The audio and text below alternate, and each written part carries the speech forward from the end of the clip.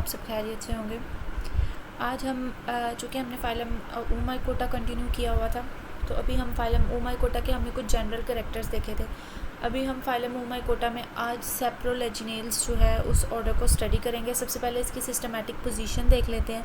Kingdom जो है क्रोमिस्टा है, फाइलम ओमाइकोटा, क्लास ओमाइसीड्स और ऑर्डर जो हमने पढ़ना है वो हमने पढ़ना है सेप्रोलेजिनेल्स। चलें सेप्रोलेजिनेल्स को हम स्टार्ट करते हैं, इसका इंट्रोडक्शन देखते हैं। तो सबसे पहले जो ऑर्डर सेप्रोलेजिनेल्स है डिवाइडेड है 2 फैमिलीज़ में। इसकी जो है आपके पास 2 फैमिलीज़ हैं। सेप्रोलेजिनेसी, ठीक है, जिसमें कि आपके पास मेंबर आ जाते हैं इकाइला, ब्रेविलेजिनीलिया, डिक्टाइकस, सेप्रोलेजिनिया और थ्रेस्टोइकिया, ठीक है। और आप दूसरी आपके पास आ जाती है लेप्टोलेजिनेसी, ठीक है। एक सेप्रोलेजिनेसी और दूसरी आपके पास आ जाती है लेप्टोलेजिनेसी। लेप्टोलेजिनेसी के अंदर भी आपके पास एफेनोमाइसीज आ जाते हैं, बहुत इंपॉर्टेंट मेंबर हैं। लेप्टोलेजिनिया आ जाते हैं और प्लेक्टोस्पायरा आ जाते हैं। इसमें से कुछ आपके पास पैथोजेंस हैं और कुछ नॉन पैथोजेंस हैं। आलमोस्ट 132 स्पीशीज़ हैं 20 जेनरा के अंदर। अब इसका जो एक और ख़ास करैक्टर जो कि आपने याद रखना है, इसका ये है, जो इसका इम्पॉर्टेंट करैक्टर है कि जो सेप्रोलेजिनेल्स हैं इनको हम वाटर मोल्ड्स कहते हैं, ठीक है। फाइलम ओमाइकोटा के कुछ मेंबर्स को ना हम वाटर मोल्ड्स भी कहते हैं। वो कहाँ से बिलोंग कर रहे होते हैं? सेप्रोलेजिनेल से, ठीक है। ये एक्वेटिक फिंजाई है। Member of this group are abundant in wet soils, fresh water में ग्रो करते हैं, सेप्रोट्रॉफ्स के तौर पे ग्रो करते हैं, प्लांट्स पे और एनिमल्स वगैरह पे।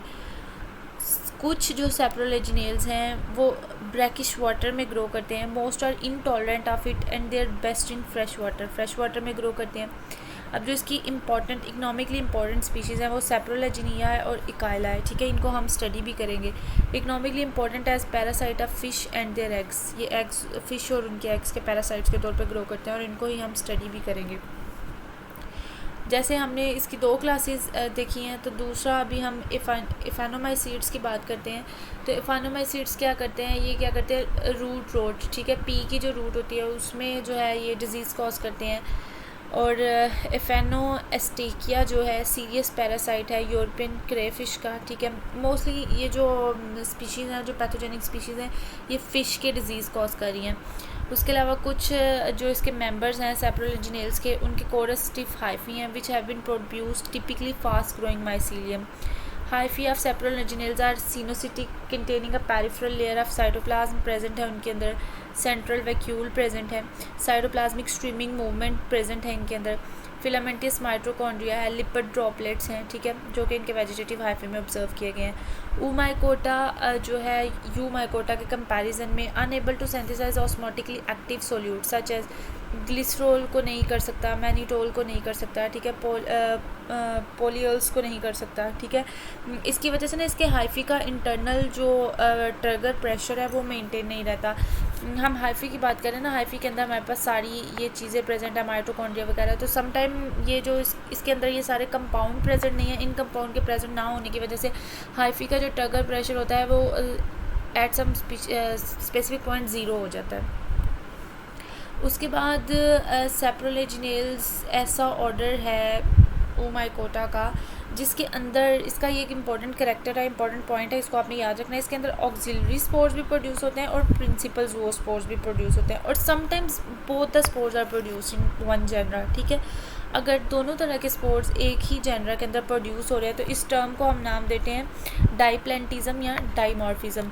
इसके साथ एक लाइन लिखी है, but this term has several different meanings. अब इस टर्म के डिफरेंट मीनिंग्स हो सकते हैं, लेकिन इस कंडीशन में जब हम फाइलम ओमाइकोटा के अंदर बात कर रहे हैं सेप्रोलेजिनेल्स के वाले से, तो ऑक्सिलरी यानी प्राइमरी और सेकेंडरी दोनों स्पोर्स प्रोड्यूस हो रहे हैं, तो इस टर्म को हम डाइमॉर्फिज्म कह सकते हैं। ये आपको शॉर्ट क्वेश्चन आ सकता है पेपर में कि फाइलम ओमाइकोटा में या सेप्रोलेजिनेल्स की क्लास में आप डाइमॉर्फिज्म की टर्म को एक्सप्लेन करें। Depending on environmental condition, the cyst of principal zoospore may germinate either by means of a germ tube developing into a hyphae or by the emergence of a new principal zoospore. The repetition of the same type of motile spore is called polyplantism. इसमें आपके पास क्या है कि environmental condition की वजह से हमें पता है कि ये हमारे पास जो है वो जो स्पोर है, तो स्पोर क्या करता है कि समटाइम ये सिस्ट कंडीशन बना लेता है, ठीक है। ये टफ फ्लेजेला हो गई है, इसने हमने फ्लेजेला कर लिए। समटाइम ये जर्मिनेट करके जो है वो प्रिंसिपल ज़ूओस्पोर बना देता है, और समटाइम ये क्या करता है कि ये आपके पास ऑक्सिलरी ज़ूओस्पोर बना देता है। ये समटाइम यही जो स्पोर होता है ये क्या करता है कि यही स्पोर इस तरह जो है ना वो जर्म ट्यूब बना लेता है और ये हाइफी को ग्रो कर देता है। इसके सिनोसिटिक हाइफी है, ठीक है। तो ये कंडीशन लिख रहा है और इस कंडीशन को हम कहते हैं पॉलीप्लेंटिज्म, कि एक ही जो स्पोर है वो डिफरेंट फिनोमिनास परफॉर्म कर रहा है, तो इसलिए हम इसको पॉलीप्लेंटिज्म कह रहे हैं। अगर आपको याद हो तो कल के लेक्चर में हमने कंपैरिजन किया था प्राइमरी और सेकेंडरी ज़ूस्पोर्स का, यहाँ पे भी वही लिखा हुआ है, मैंने इसको दोबारा यहाँ पे लिख दिया ताकि आपका ये रिव्यू हो जाए। इसमें एक चीज़ जो आपके लिए नई है वो हम देख लेते हैं, जो हमने कल के लेक्चर में नहीं डिस्कस की थी, कि जो हमने प्राइमरी ज़ूस्पोर और सेकेंडरी ज़ूस्पोर की ये इंसिस्टमेंट तक बात की थी, यहाँ तक हमारी बात हो गई थी। उसके अलावा ये देखें, it consist of tough flagella during insisted condition. जब इसने इंसिस्ट किया होता है ना तो ये इसके ऊपर ना टफ फ्लैजेला प्रेजेंट है, ठीक है। इसको हम क्या कहते हैं, TTHS, ट्राई पेरिटेट ट्यूबुलर हेयर्स, ठीक है। और इस केस में आ जाए अगर सेकेंडरी ज़ूस्पोर में, in some species of saprolegnia the encysted zoospore show boat hook hairs for attachment. ये देखें, ये जो हेयर्स हैं ये बोट हुक हेयर्स हैं, ठीक है, अटैचमेंट के लिए। तो ये आपने दोनों का difference as a short question इसको आपने इंपॉर्टेंटली याद कर लेना है। उसके बाद सेक्सुअल रिप्रोडक्शन की बात करते हैं। ए सेक्सुअल रिप्रोडक्शन तो बाय मींस ऑफ स्पोर्स हो गई ना, कि दोनों तरह के स्पोर्स भी प्रोड्यूस होते हैं और सिंगल स्पोर्स भी प्रोड्यूस हो सकते हैं। तो सेक्सुअल रिप्रोडक्शन हमें पता है कि oogamous टाइप है, इसके अंदर क्या है, आपके पास oogoनियम होगा, ठीक है, और इंथ्रीडिया होगा। इंथ्रीडिया और oogonia जो है वो एक दूसरे के साथ मिलेंगे जर्म ट्यूब के थ्रू या फर्टिलाइजेशन ट्यूब के थ्रू, और इनके न्यूक्लियाई आपस में फ्यूज़ करेंगे और क्या बनाएंगे, oosphere जो होगा वो जर्मिनेट करेगा और फर्दर माइसीलिया प्रोड्यूस करेगा। इसका एक और इम्पोर्टेंट करैक्टर आप देख लें, ये भी एक इम्पोर्टेंट हमारे पास पॉइंट है, वो क्या है कि इसका इम्पोर्टेंट फीचर क्या है, a feature of many saprolegniales especially when grown in culture. जब आप इनको कल्चर मीडिया पे ग्रो कराते हैं, is the formation of thick walled in large terminal और इंट्रीकैलर पोर्शन ऑफ हाइफी। क्या होता है कि जब आपने कोई भी सेप्रोलिजिनेल्स का मेंबर जो है वो ग्रो करवाया, तो इसमें क्या होता है कि ये जो आपके पास इसके न्यूक्लियाई होते हैं ना वो आपस में इस तरह फ्यूज़ कर जाते हैं, which become packed dense cytoplasm and cut off from the rest of the mycelium by septa. These structure which may occur singly or in chains are termed as gemmae और क्लेमेडोस्पोर्स। ये दिया हुआ है, ये terminal क्लेमेडोस्पोर है और ये intercalary क्लेमेडोस्पोर्स हैं, ठीक है। ये इसकी जो स्पोर्स हैं उसका एक मेजर करैक्टर आ जाता है कि समटाइम ऐसे होता है ना कि स्पोर्स जो हैं वो थिक हो जाते हैं, ठीक है, थिक होकर ये इस तरह एक राउंडेड सा स्ट्रक्चर बना लेते हैं और इसको हम बोलते हैं क्लेमेडोस्पोर। क्लेमेडोस्पोर के हमने फंजाई के जनरल अकाउंट्स में स्पोर्स में डिस्कस भी किया था। उसके बाद आज जो हमने पढ़नी है फैमिली, वो हमारे पास सेप्रोलेजिनेसी है, ठीक है। सेप्रोलेजिनेसी का जो है वो जनरल अकाउंट्स डिस्कस करते हैं। तो अभी जैसे हम पीछे पढ़ के आए हैं कि सॉइल पे वेट पे ग्रो करते हैं, सेप्रोट्रोफ्स होती हैं, ठीक है। जैसे ये सेप्रोलेजिनेस पैरासिटिका और पोलीमार्फा जो है ये डिजीज़ किस में काज करते हैं, फ़िश में और इन एग्स के, क्योंकि ये इनके पैरासाइट्स होते हैं। उसके अलावा जो पैथोजेनिक स्ट्रेन है और नॉन पैथोजेनिक स्ट्रेन है ये एक दूसरे से क्लोजली रिलेटेड होते हैं। जो डिजीज़ कॉजिंग और जो डिजीज़ कॉज नहीं करते एक दूसरे से क्लोजली रिलेटेड है। और इस बात को आप कैसे डिस्टिंग्विश कर सकते हैं, बाय द DNA सिक्वेंसिंग। आप दोनों की DNA सिक्वेंसिंग जो है उसके थ्रू इनको कर सकते हैं। And the length of boat hook appendages on the cyst of principal zoospore. ये अभी हमने पीछे बात भी की है कि इंसिस्टेड कंडीशन में जो है सेकेंडरी ज़ूस्पोर जो थे वो आपके पास बोट हुक स्ट्रक्चर जो थे वो डेवलप कर लेते थे। उसके बाद ये लाइफ साइकिल है सेप्रोलेजिनेल्स का, ये हमने कल पूरी डिटेल में डिस्कस किया प्रीवियस लेक्चर में, ठीक है, आप इसको वहीं से देख सकते हैं। उसके बाद एसेक्सुअल रिप्रोडक्शन है। तो एसेक्सुअल रिप्रोडक्शन को हम डिस्कस करने से पहले इसकी डायग्राम देख लेते हैं कि एसेक्सुअल रिप्रोडक्शन में बेसिकली होता क्या है। तो सबसे पहले सेक्सुअल रिप्रोडक्शन में आपके पास ज़ाहिर है रिप्रोडक्शन होने के लिए आपके पास कोई भी वेजिटेटिव हाइफी होगा, ठीक है। सपोज दैट ये हमारे पास एक वेजिटेटिव हाइफी है जिसने कि रिप्रोडक्शन जो है वो स्टार्ट करनी है। अब ये जो फिगर ए है ये क्या है, ये आपके पास ना वेजिटेटिव हाइफी है, ये सारा का सारा वेजिटेटिव हाइफी है आपके पास, ठीक है। बेसिकली हम इसको इस यहाँ तक जो है ना इस कंडीशन तक हम इसको वेजिटेटिव हाइफी कहेंगे, ठीक है। स्टेजेस हैं ज़ूस्पोर की डेवलपमेंट की। ये पहले जो आपके पास हाइफी हैं ये क्या होंगे कि सबसे पहले तो हाइफी आपके पास जो हैं वो हाइफी के अंदर ये सारा उसका डेंस साइटोप्लाज्म, ये सारे न्यूक्लियाई प्रेजेंट हैं, ठीक है। स्टेजेस हैं इसकी डिफरेंट रिलीज़ होने की और बनने की। ये यहाँ तक इसकी जो है वो सारी स्टेजेस हैं डेवलपमेंट की। ये सारे के सारे न्यूक्लियाई एक दूसरे के साथ अरेंज हो रहे हैं। ये इसका डेंस साइटोप्लाज्म ये सही, अब इसका डेंस साइटोप्लाज्म हो गया। यहाँ पे ज़ूस्पोर फार्मेशन स्टार्ट होगी, यहाँ पे ज़ूस्पोर जो है वो रिलीज़ हो गए, ठीक है। अब ये जो बाकी हाइफी बचा है यहाँ तक ये ज़ूस्पोर रिलीज़ हो गए हैं, ठीक है। इसने क्या करना है, ये भी कुछ ना सिस्टेड कंडीशन में आ जाता है। ये आपके ज़ूस्पोर हो गया, ऑक्सिलरी ज़ूस्पोर, ठीक है। ये इनकी मोटाइल स्टेज होगी।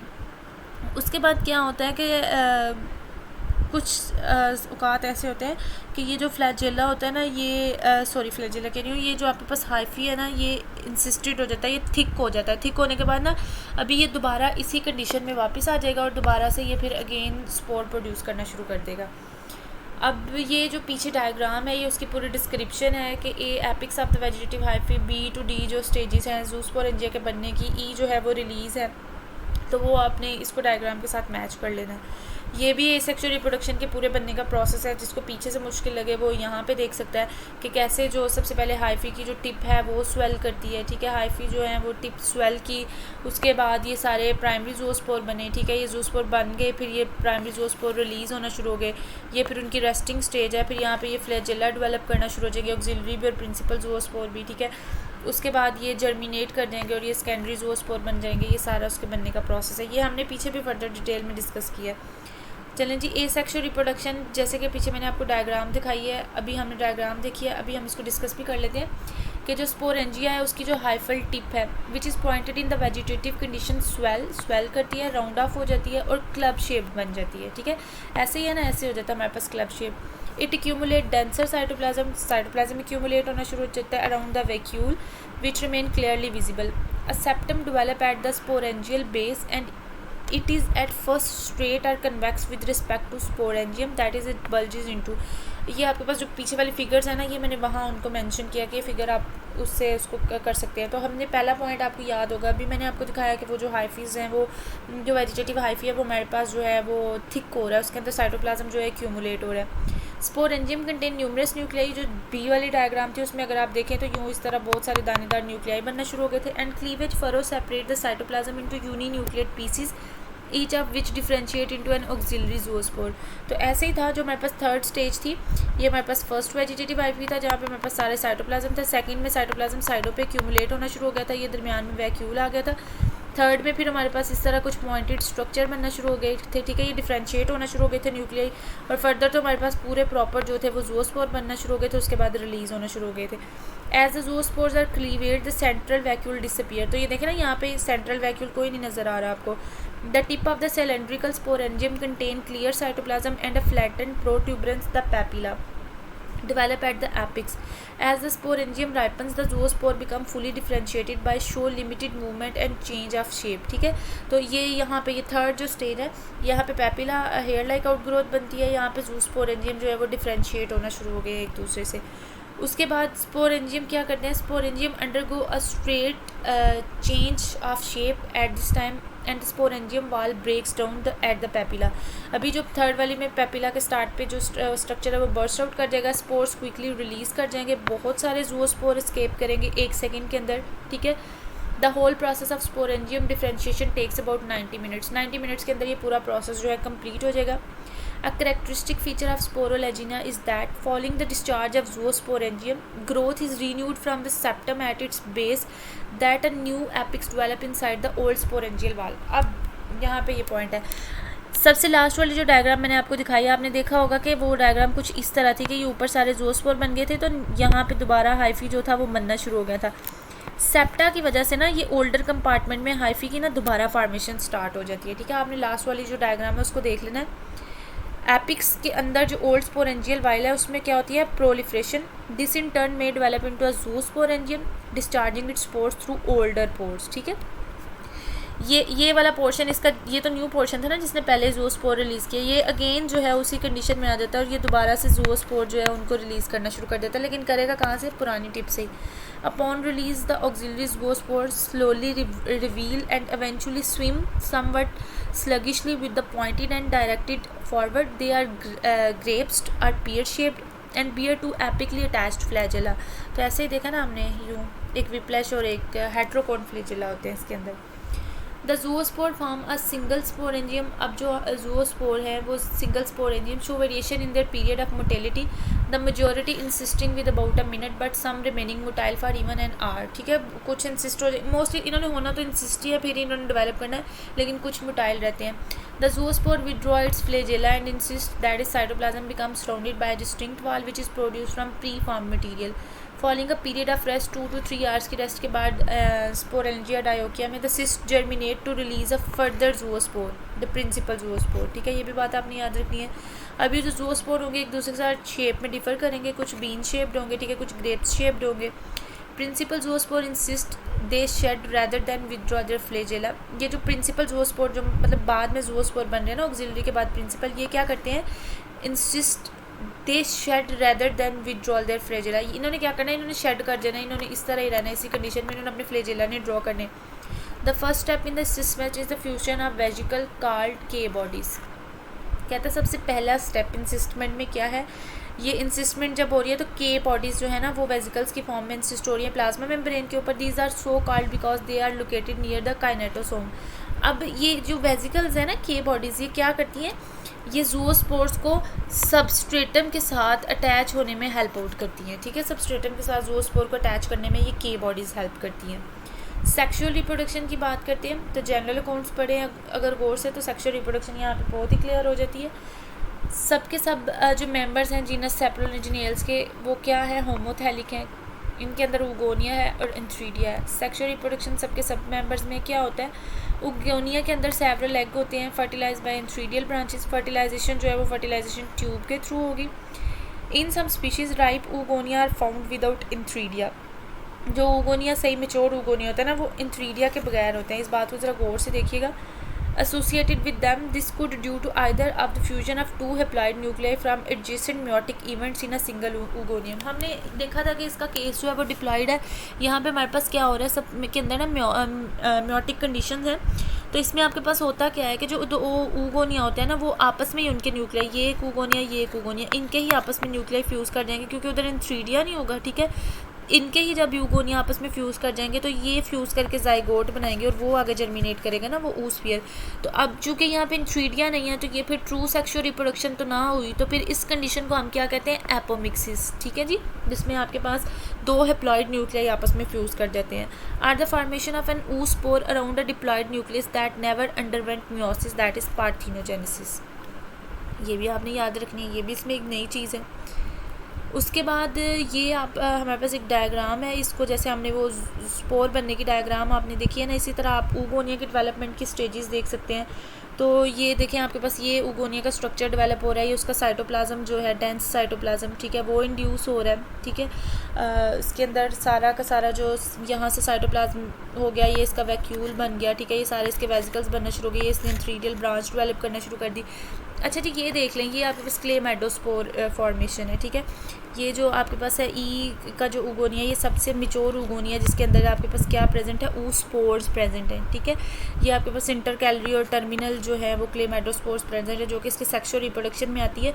और यही oospores हैं बेसिकली जो आपके पास पार्थेनोजेनेसिस और एपोमिक्सिस करते हैं। ठीक है, Inthridia branches arising from the stalk of the oogonia on the same hyphae are the oogonia are said to be monoclinous। ठीक है, और डाइक्लिनस भी होंगे अगर डिफरेंट हाइफी पे होंगे, और अगर सेम पे होंगे तो हम इनको मोनोक्लिनस कहेंगे। Enthridial branch grow toward the oogonium and attaches itself to the oogonial wall। अभी पीछे हमने देखा भी है। Tip of the antheridial branch is cut off by the septum and resulting antheridia put out a fertilization tube. ऐसे ही है, ये हमारे पास उगोनिया था। ठीक है, और यहाँ पे इस तरह हमारे पास जो था वो इंथ्रीडिया डेवलप हो रहा था। इंथ्रीडिया क्या करता है, ये इस तरह फर्टिलाइजेशन ट्यूब डेवलप कर लेता है। After the tube has penetrated the oosphere wall, the male nucleus eventually fuses with the single oospore nucleus. Fertilized oospore undergoes a series of changes. The oospore thickens and oil globule become obvious. Oospore contain a membrane-bound vacuole-like body called ooplast। पीछे पूरा clear diagram, पूरा structure कल के lecture में मैंने आपको इसका पढ़ाया है। उसके अलावा इसके अंदर लिपिड ड्रॉपलेट्स प्रेजेंट है और डिफरेंट साइटोप्लाज्मिक ऑर्गेनेलिस प्रेजेंट हैं। अब एक और नई चीज़ जो है वो 4 तरह के oospores जो हैं वो देखे गए हैं इस फैमिली के अंदर। सेंट्रिक oospore में क्या होता है, central ooplast surrounded by 1 or 2 peripheral layer of small lipid droplets. You can see in the diagram of centric, this is the diagram of centric ooplast। Subcentric में आपके पास क्या है, several layers of lipid droplets on one side of the ooplast and only one layer or no one at all to the other. ये देख लें, एक layer होगी या फिर तो कोई भी नहीं होगी। देखिए यहाँ पे कोई भी नहीं, जस्ट एक है, इस कंडीशन में आपके पास एक है, और यहाँ पे सेवरल लेयर है लिपिड ड्रॉपलेट की। Then you can come to subcentric. The small lipid droplets have fused into a several large ones, all grouped to one side with the ooplast containing the plasma membrane on the opposite sides. तो ऐसे ही plasma membrane जो है वो opposite side पर, ये few lipid droplets है सबसेंट्रिक में. Eccentric में आपके पास क्या होता है, is similar to the subcentric type except that there is only one very large lipid drop. These descriptive terms are also use for some other species of oomycota. तो ये देख लें आपके पास जो इसेंट्रिक है इसके अंदर आपके पास एक लार्ज लिपिड ऑयल ड्रॉपलेट है और ये सारा का सारा जो उसका साइटोप्लाज्म है ये उसने उसको एक साइड पे मूव कर दिया. Thank you so much. That was all about your topic. इसके अलावा आपकी कोई भी क्यूरीज हो तो आप डिस्कस कर सकते हैं. अल्लाह हाफिज़.